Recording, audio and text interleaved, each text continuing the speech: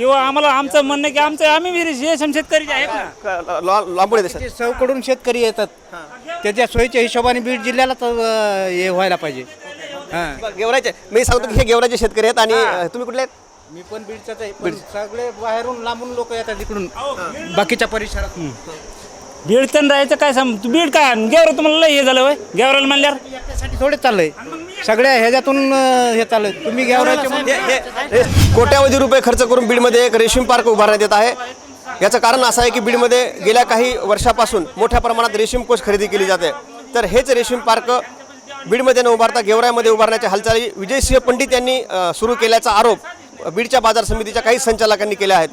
हे त्यांनी त्यांच्यावर आरोप केले आहेत. मात्र आपल्यासोबत मी सध्या बीडच्या कृषी उत्पन्न बाजार समितीतील रेशीम कोष खरेदी केंद्रामध्ये आहे आणि या ठिकाणी हे सगळे शेतकरी आहेत. या शेतकऱ्यांकडून आपण जाणून घेणार आहोत की त्यांना या रेशीम पार्कबद्दल काय वाटतं, हे रेशीम पार्क कुठं झालं पाहिजे, या रेशीम पार्कचा त्यांना फायदा कसा होईल हे आपण शेतकऱ्यांकडून माहिती करू. दादा तुम्हाला काय वाटतं रेशीम पार्क होतं बीडमध्ये, गेवराईमध्ये झालं पाहिजे की बीडमध्ये झालं पाहिजे आणि याचा फायदा तुम्हाला कसा झाला पाहिजे? नाही रेशीम कोर्स मार्केट तर बीडलाच आहे आणि लांबून लांबून लोक बीडला येतात. मग त्याचा बीडलाच फायदा होईल ना, गेवराला होऊन काय होणार, उपयोग काय त्याचा? पण मोठ्या प्रमाणात रेशीम कोषची लागवड आहे, त्याचं जे उत्पादन आहे ते गेवराई तालुक्यात घेतलं जातं म्हणून देखील त्या ठिकाणी होऊ शकतं. गेवराई तालुक्यात रेशीम कोच मार्केट उत्पन्न आहे पण मार्केट बीडला आहे, गेवराला काही मार्केट नाही आहे त्याचं. मग इथं जी लांबून लांबून लोक येतात ते आता इथं कोच घेऊन आले लोक इथं बघत आहेत, गेवराला जाऊन बघणार आहेत कधी. मला सांगा की रेशीम पार्क हे गेवराईमध्ये होईल किंवा बीडमध्ये होईल, तर तुम्हाला अपेक्षा काय आहे की ह्या रेशीम पार्कमधून आणि सुविधा कुठल्या मिळाल्या पाहिजेत? सुविधा आमच्या मालाला योग्य भाव मिळत नाही. डबल कोस हे डागाळ हे जे भाव हे असतो त्या मालाला आम्हाला योग्य भाव दिला जात नाही या ठिकाणी आणि हे जिल्ह्याच्या ठिकाणी व्हायला पाहिजे मार्केट. मला सांगा की मी परत तोच प्रश्न तुम्हाला विचारतो की रेशीम पार्क बीडमध्ये होईल किंवा गेवराईमध्ये होईल हे झाल्यानंतरच कळेल. मात्र आता तुम्हाला कुठल्या सुविधा भेटल्या पाहिजेत आणि ते पार्क गेवराईमध्ये झालं किंवा बीडमध्ये झालं त्याचा फायदा कसा तुम्हाला झाला पाहिजे? रेशीम पार्क बीडमध्ये झाले पाहिजे आणि मला सध्या बी बऱ्यापैकी भाव आहे, पण अजून ह्याच्यापेक्षा मार्केटवाल्यांनी जर लक्ष देऊन केलं तर अजून बी शेतकऱ्याला चांगला भाव मिळेल आणि रेशीम पार्क बीडमध्ये झालं सगळ्याच्या सोयीचं होईल. मी पुन्हा एकदा सांगू इच्छितो की हे सगळे शेतकरी वेगवेगळ्या तालुक्यातले आहेत, वेगवेगळ्या जिल्ह्यातले आहेत. आम्ही कुठल्याही एका व्यक्तीची बाजू घेत नाहीत किंवा ज्यांनी कोणी विजयसिंह पंडित आरोप केला असेल किंवा विजयसिंह पंडित यांच्याकडून अजून कुठलीही प्रतिक्रिया आलेली नाही. मात्र हे रेशीम पार्क कुठे व्हावं याच्या प्रतिक्रिया मी शेतकऱ्यांकडून जाणून घेतोय.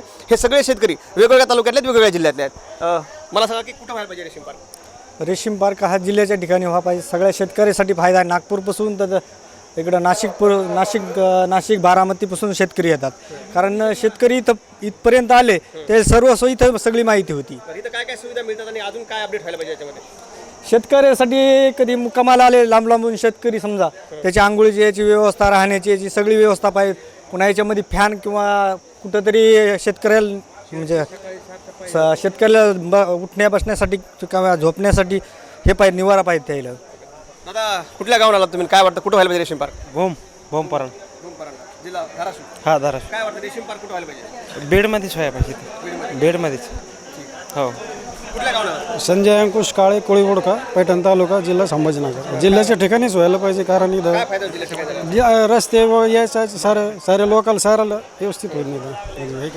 कोणतं गाव आहे आणि काय वाटतं रेशीम पार्क कुठं व्हायला पाहिजे? मी रायरी तालुका गेवराई जिल्हा बीड. कुठं व्हायला पाहिजे रेशीम आमचं म्हणणं की गेवराईला व्हायला पाहिजे, कशामुळे गेवराई? कारण आम्हाला येण्या जाण्याची सोयी जवळ आहे आम्हाला.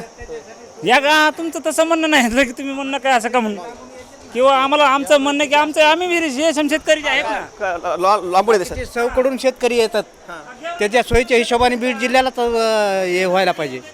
हां गेवराईचे मी सांगतो की हे गेवराईचे शेतकरी आहेत आणि तुम्ही कुठले आहेत? मी पण बीडचाच आहे पण सगळे बाहेरून लांबून लोक येतात इकडून बाकीच्या परिसरात.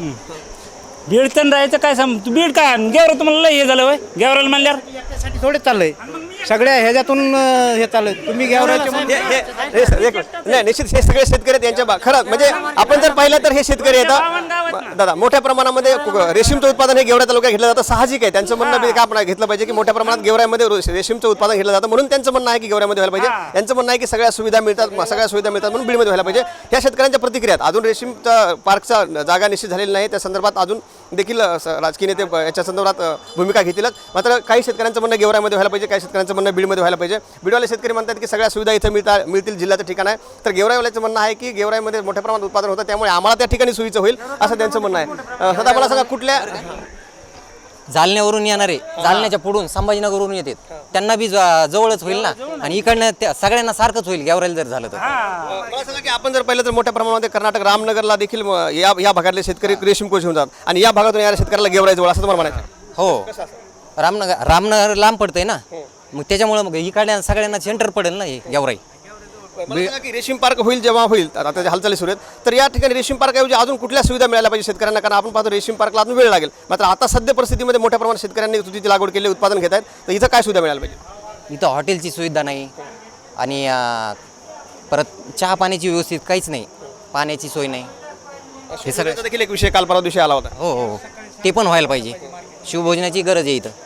दुसरं डिव्हिजन म्हणजे कसं आहे कोस मार्केट आणल्यानंतर तिकडे जाऊन जालन्याचं मार्केट डिक्लेअर होईल तेव्हा इकडे कोस मार्केटचं डिक्लेअर होतं तर 2 वस्त्र किंवा 1 वस्त्र मिळच नाही त्या मार्केटचा काय निकष लागायचा म्हणून जेव्हा तिकडे निकष लागला तेव्हा इकडे भाव ठरला जातो त्याचा.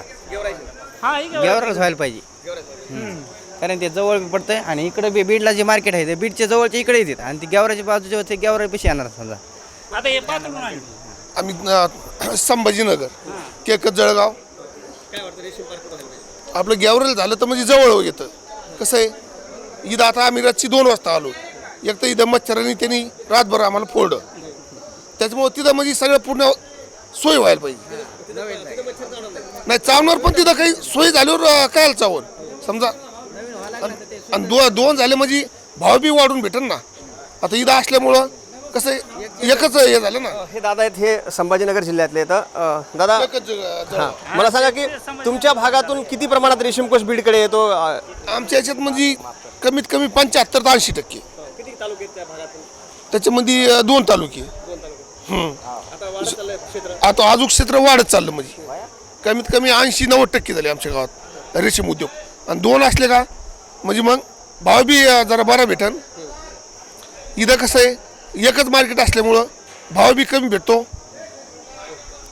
तर त्यांचं म्हणणं आहे की 2 ठिकाणी देखील व्हायला पाहिजे. साहजिक मागणी शेतकरी आहेत आपण जर पाहिलं ते ज्या जिल्ह्यातून येतात संभाजीनगर जिल्हा आहे पाचोड त्यांचा तालुका त्यांनी सांगितलं बरोबर केकत जळगावचं त्यांचं गाव आहे.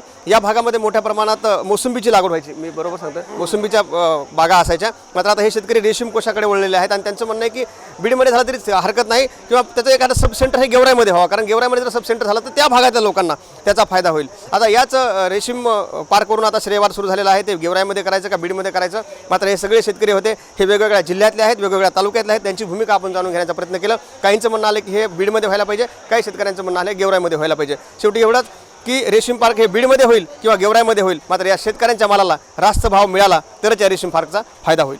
सहकारी कॅमेरा मुकुंद मी आप्पासाहेब मोरकर लोकाशा TV बीड.